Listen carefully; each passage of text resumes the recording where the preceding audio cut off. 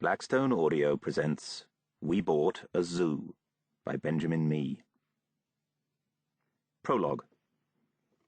Mum and I arrived as the new owners of Dartmoor Wildlife Park in Devon for the first time at around 6 o'clock on the evening of the 20th of October 2006, and stepped out of the car to the sound of wolves howling in the misty darkness.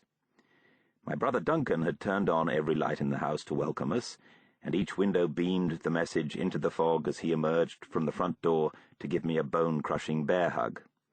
He was more gentle with Mum.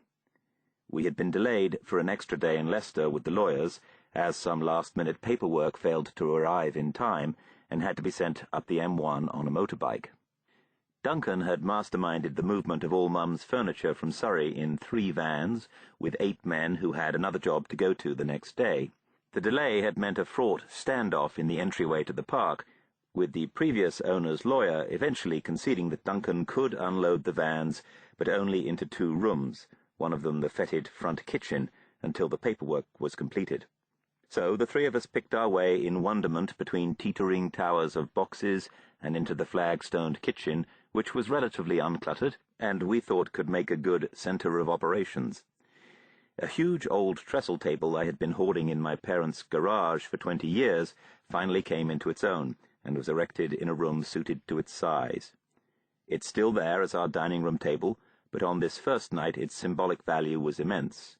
Some boxes and carpets Duncan had managed to store in the back pantry had just been flooded, so while he unblocked the drain outside, I drove to a Chinese takeout I'd spotted on the way from Route A38, and we sat down to our first meal together in our new home.